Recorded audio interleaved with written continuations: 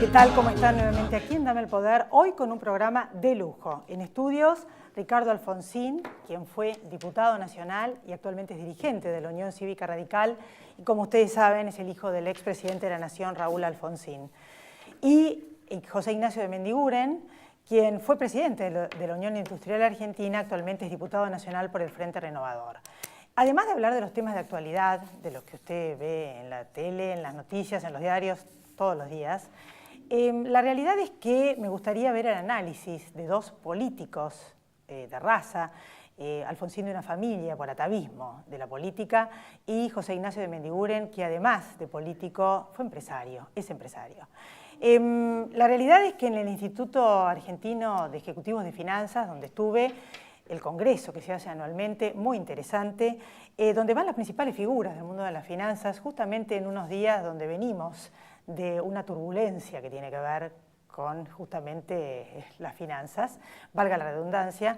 El actual presidente del Banco Central, Federico Sturzenegger, aseguró que las tasas no van a bajar próximamente y que dio datos, justamente que es para contener la inflación, acerca de que la economía el año pasado creció un 4% y la inflación núcleo bajó el año pasado 1.5%. También otros economistas aseguraron que las tasas de Estados Unidos en este mismo Congreso van a subir sí o sí. Este es el contexto en el cual la Argentina acude en estos momentos al Fondo Monetario Internacional. Según las autoridades es como de resguardo, diríamos, como para tener un respaldo, ya que la Argentina necesita financiarse en dólares. Como ya les explico y hablamos hace años en este programa, nosotros gastamos más de lo que recaudamos y de los dólares que nos entran a través de las exportaciones, que por cierto en este momento hay un déficit de la balanza comercial también, y que necesitamos ver cómo las autoridades, la clase dirigente se pone de acuerdo para solventar ese gasto. ¿Cómo se va a hacer el ajuste? ¿Quién va a ceder? En un contexto donde nadie quiere ceder, donde hace falta que se pongan de acuerdo, y el presidente dijo que va a buscar un acuerdo, con los políticos, los empresarios, los sindicalistas, en fin, los distintos referentes del quehacer nacional. Lo cierto es que la clase dirigente fracasó. Fracasó porque hace más de casi 70 años que tenemos gastos, ya lo dijimos en todos los programas y durante muchos años, y no hemos logrado un desarrollo sustentable y sostenible en el tiempo, con una pobreza estructural que ha bajado a veces muy poco y que perdura a lo largo de las décadas. Estamos como el perro que se muerde la cola, ya se los dije en el programa de la semana pasada con varias noticias que les mostré, donde siempre se repite la misma historia, volvemos a ver lo mismo, que vamos al fondo, que pedimos crédito stand-by, que no nos alcanza la plata, si no es que estalla la inflación, directamente hay una crisis o corrida cambiaria, o sea, de Guatemala en Guatepeor. Es momento de solucionarlo en forma definitiva. Justamente con estos dos invitados es donde nos gustaría escucharlos, escuchar propuestas frente a esta situación tan difícil y de la cual depende, porque realmente creo que es la última oportunidad, porque si no vamos a estar en franca decadencia. Después de la pausa, los invitados. Ya volvemos, no se vayan.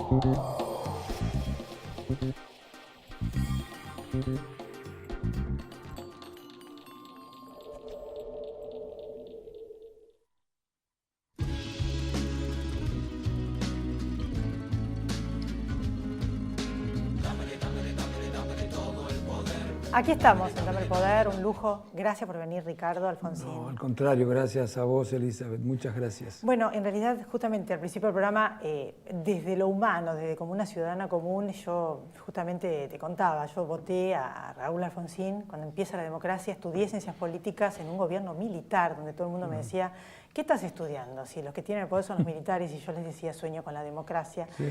Vino tu papá y nos dijo, con la democracia se cura, se come y se educa, lo amé. Y me encuentro después de muchos años, ya soy una mujer grande, donde no ocurrió, donde dije, bueno, lo que todos vemos y que está a la luz, esta pobreza estructural.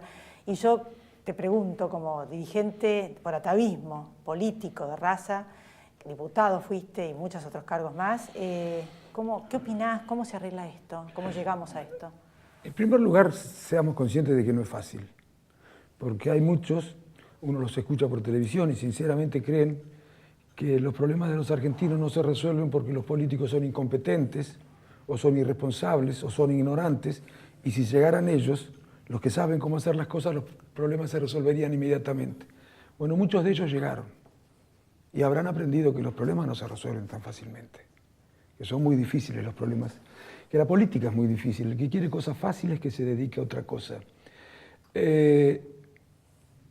Yo creo que lo que se necesita son ciertas condiciones para encarar los problemas de la Argentina, que nos ha costado mucho generar acuerdos fundamentales entre las fuerzas políticas, por lo menos las más representativas, y entre las fuerzas del capital y el trabajo. Son muchos los problemas que tenemos que resolver, los problemas estructurales que tenemos que resolver, esos que nos atan al subdesarrollo, al atraso, los que nos impiden alcanzar la condición de país desarrollado. Son muchos y muy complejos, no se resuelven fácilmente y difícilmente se puedan resolver si no hay un acuerdo entre las principales fuerzas políticas, el capital y el trabajo. Yo creo que eso es posible, eso es lo que ha faltado, eso es lo que han intentado muchos en la Argentina. Alfonsín lo intentó, en la década del 80 no hubo eco. Creo que la idea del consenso no es una idea que goce de demasiada buena prensa y tiene sus razones. Hay gente que interesadamente no quiere que se utilice la vía del consenso como mecanismo para enfrentar los problemas de los argentinos. Y yo creo que algunos podrán creer que es ingenuo, creo que es lo que tenemos que intentar.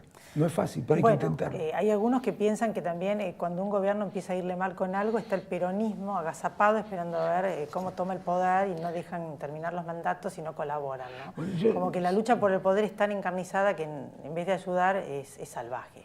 Sí, yo creo que primero, a ver, para que pueda otro partido capitalizar las cosas tienen que andar mal, ¿no?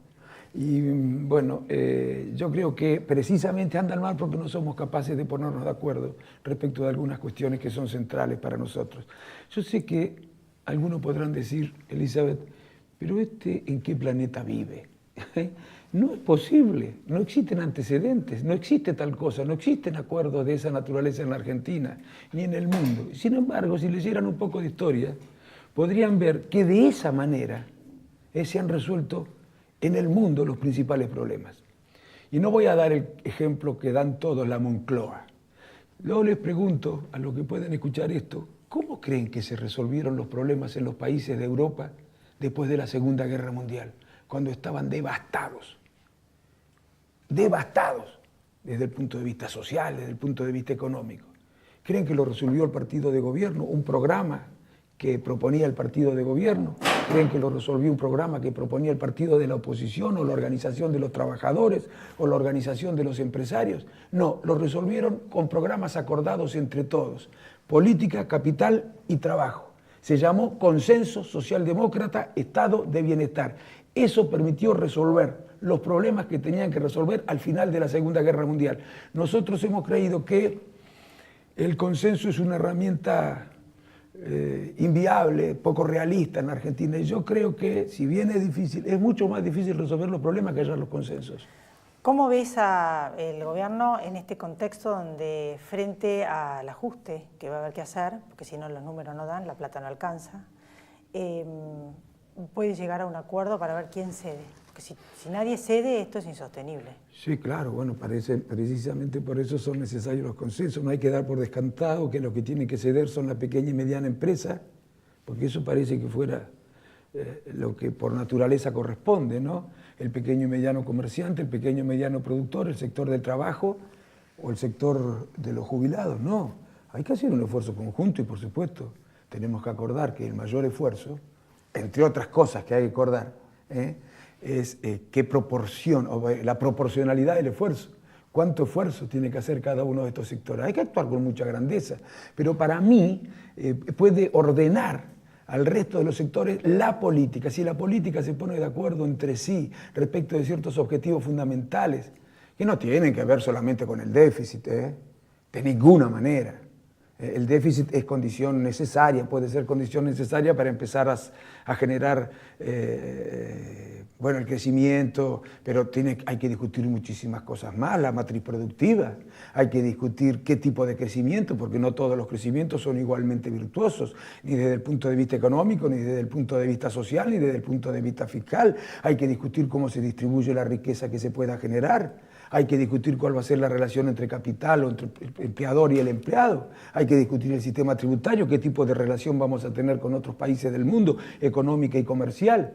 Todas estas cosas las tenemos que discutir, cuál va a ser las restricciones que vamos a establecer en función de la necesidad de preservar el ambiente. No son tantas cosas, pero son fundamentales. El ciudadano de a pie, bueno, en un momento el jefe de gabinete creo que fue que dijo, todo lleva un conflicto, no sé, como que no se puede hablar que todo lleva un conflicto. Y realmente desde doña Elizabeth uno ve que hay una parte de razón. Sí. Quieren hacer una reforma laboral, se arma el lío, previsional, se arma el lío, la tributaria, se arma el lío. O sea, todo es un problema y uno dice, bueno, hay que hacer algunos cambios. Recién se dieron cuenta, ¿cómo es, no? Recién se dieron cuenta que las cosas no son en política como algunos creían. Alcanzaba con que llegáramos al gobierno, cambiara la filosofía del partido que está gobernando, se generara un clima favorable a los negocios y en el 2016 lloverían las inversiones, la economía crecería de manera sostenida, el crecimiento generaría empleo, el crecimiento permitiría que se recaudara más, con lo que se aventaría el riesgo, o los problemas del déficit disminuirían, el crecimiento permitiría exportar más, con lo cual ingresarían divisas con las que podríamos neutralizar el afán predatorio de los capitales especulativos. Pero eso era una ingenuidad. Yo lamento que mi partido no haya advertido que eso no iba a ocurrir, ¿no? No es fácil nada. Y yo creo que es mucho más fácil si somos capaces de ponernos de acuerdo en algunas cuestiones centrales. Es lo único. Hablan mucho de la nueva política, eso es lo único nuevo. Lo único que no hemos podido hacer en la Argentina. Alfonsín escribió un libro que se llama Democracia y Consenso. La Unión Cívica Radical sí comprende la importancia de los consensos. Sí que la comprende la Unión Cívica Radical. Escribió un libro que se llama Democracia y Consenso. La única cosa nueva, si quieren hablar de política nueva en serio y no tonterías y cosas marketineras, vamos a aprobar el consenso. Eso es nuevo. En algún momento se había publicado que no, como que no estás de acuerdo con la posición que tiene tu partido, por ejemplo, cuando Alfredo Cornejo, el actual presidente de la Unión Cívica Radical, dijo que hay que apoyar, cambiemos, diríamos, cuando Ernesto Sanz ahora es llamado a la mesa chica, según lo que salió publicado nuevamente, o mejor dicho, bueno, que fue presidente de la Unión Cívica Radical. O sea, ¿qué hay de tu opinión con respecto a eso? Que de alguna manera eso tiene que ver con lo que estamos hablando de consenso. Sí, claro, son referentes clave de tu partido, claro, consensuando. Una cosa es consensuar y otra cosa es que lo fagociten, ¿no? No. Pero por eso, no, o sea, ¿qué es lo que opinás de ese tema? En primer lugar, en primer lugar yo nunca me refiero a nadie personalmente, ¿eh? Si hablo a alguien es porque me preguntan, y siempre en el terreno de las ideas, ¿eh? Porque el otro día escuché que alguien decía que yo la había cuestionado en el terreno de las ideas. Bueno, para eso está la política. ¿A quién cuestiona? Bueno, hacia mi partido, no importa mencionarlo. Yo no estoy, no es que... cuestionaste, sí. Sí, cuestioné. Contenía la declaración, por ejemplo, del presidente de mi partido, no me parece la más acertada. Yo creo que es la primera vez en la historia argentina que escucho que un presidente de un partido dice que se necesita menos de su partido. Yo es la primera vez que lo escucho. Yo creo que se necesita más radicalismo. Lo que dijo Cornejo. Claro, Alfredo, lo conozco, se necesita más radicalismo. Al revés. Ya se encargará el PRO de desradicalizar las propuestas radicales, de radicalizar las propuestas radicales. ¿Y con respecto a Sanz? Y no tengo absolutamente nada con él. Lo que tengo miedo es que los que vayan, sea Ernesto o quien sea, vayan allí pensando que hay que ir con posiciones menos radicales. Ya de movida que vayan con esa idea. Yo lo que creo exactamente lo contrario. ¿Y cuáles son las ideas radicales? Bueno, nosotros, el Frente Cambiemos es un frente que reúne a fuerzas que piensan distinto, pero no lo digo yo ahora, lo dijimos siempre, incluso alardeábamos con eso, nos jactábamos de la pluralidad de Cambiemos, de la diferencia de Cambiemos, de la riqueza de Cambiemos, porque confluían en Cambiemos miradas distintas. La diferencia en Cambiemos era un activo, de golpe empezó a ser un disvalor.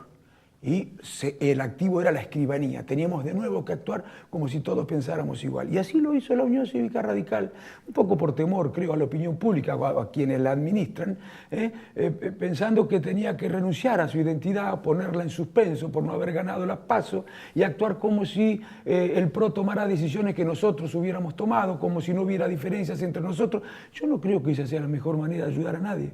Si nosotros hubiéramos actuado siendo más fieles con nuestras ideas, hubiéramos evitado varios de los errores que ha cometido este gobierno. El de las tarifas, por ejemplo el de las tarifas, el de las retenciones en la minería también, y el de algunas otras eliminaciones de impuestos también, las podríamos haber evitado. Pero bueno, espero que hacia adelante nos manejemos de otra manera para ayudarlo más al gobierno, porque en el fondo nos interesa ayudarlo para que se resuelvan los problemas. ¿Qué opinás de la posición de Elisa Carrió, que forma parte de esta alianza como los radicales, pero por otro lado también pone en evidencia aquellos temas en los cuales no está de acuerdo, a la luz, no en privado? Creo que ella comprende mejor cuál es su rol hacia adentro de Cambiemos.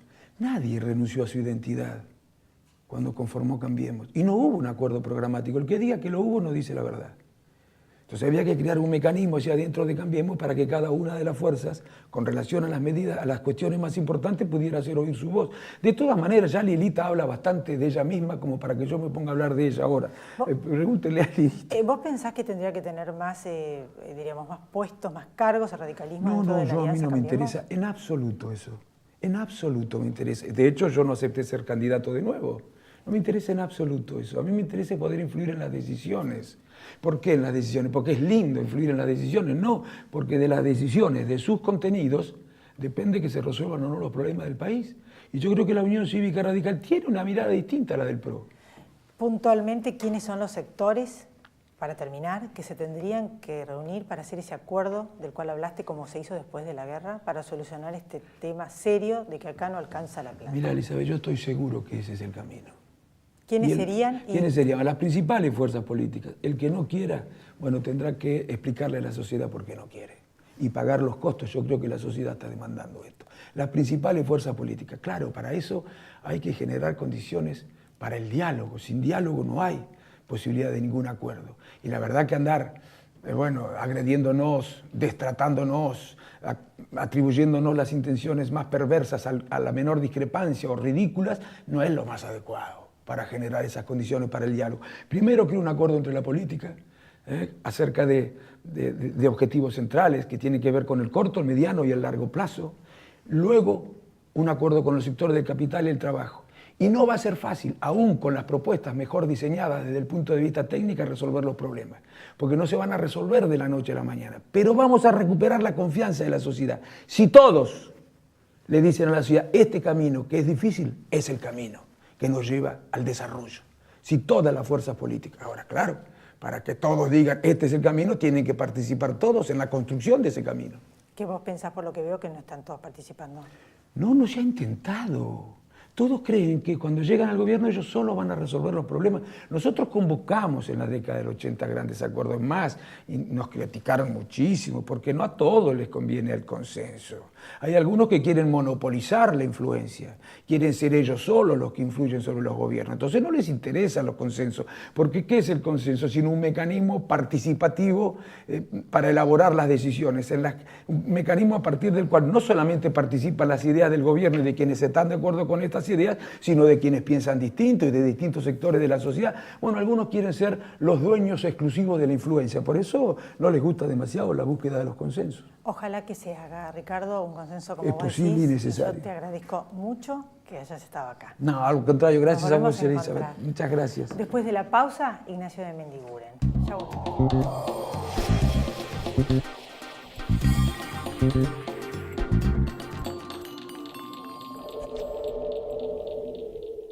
Aquí estamos en Dame el Poder. Gracias por venir, Ignacio. No, muchas gracias. Hace un tiempo Elisa. que no venías, pero siempre presente Siempre en nuestro está. programa, actualmente como diputado nacional. Así es. Y bueno, fue fuerte la charla, las discrepancias en el Congreso con la exposición del jefe de gabinete, Marcos Peña, sobre distintos temas. Y bueno, ¿cuál es la conclusión? ¿Se te escuchó hablar vehementemente? No, a ver, yo Ayer. creo que fue primero lo positivo que haya venido. Lo segundo, que es importante, la semana pasada en Argentina hubo cosas trascendentes. Entonces creo que de eso tenemos que hacer un diagnóstico correcto para no repetirlas. La pasamos, sufrimos mucho. Hubo algunas cosas, como yo llamo, contabilidad creativa, que una vez pasa, 2 veces no se puede. Entonces, bueno, eso fue lo importante, de decirle al jefe de gabinete si por lo menos cuál es nuestra posición, decir cómo hay que hacer para evitar que dentro de 30 días estemos discutiendo lo mismo, porque nada de fondo se arregló, solamente se postergó.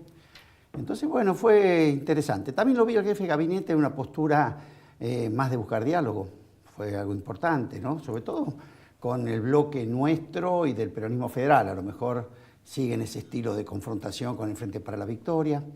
Pero bueno, yo creo que lo que dijo Ricardo, comparto plenamente. Hoy la situación que está en la Argentina no da para que ningún espacio político, por fuerte que se crea, pueda salir de esta situación solo. ¿Qué es lo que pensás que hay que hacer? Ustedes representan al Frente Renovador, donde Sí. está, le cuento a la audiencia que seguramente lo sabe, Sergio Massa.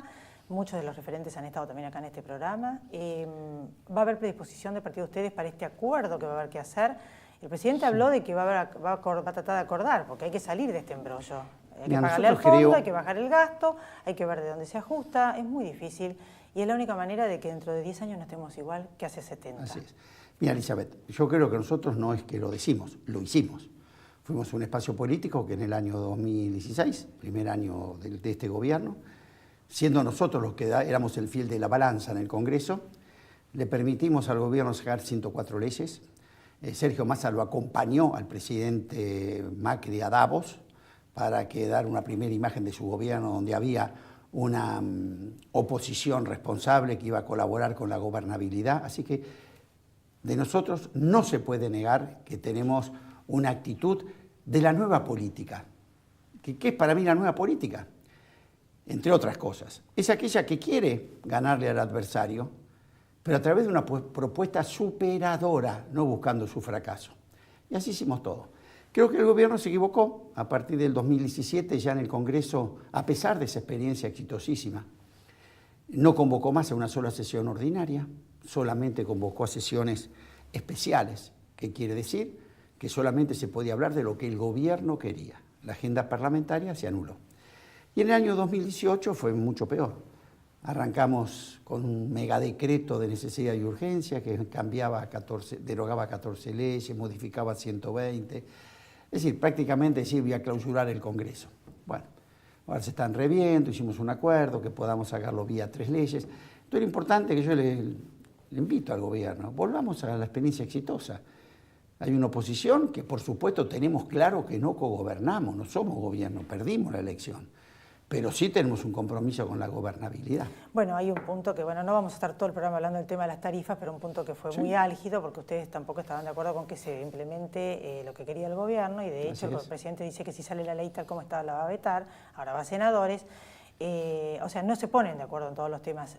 O sea, pagar las tarifas al precio anterior o bien actualizar con los salarios, las distintas propuestas que salieron del Congreso, de la Cámara de Diputados, llevaría a un déficit de 170.000 millones de pesos, que el gobierno no está dispuesto, por eso vetaría la ley.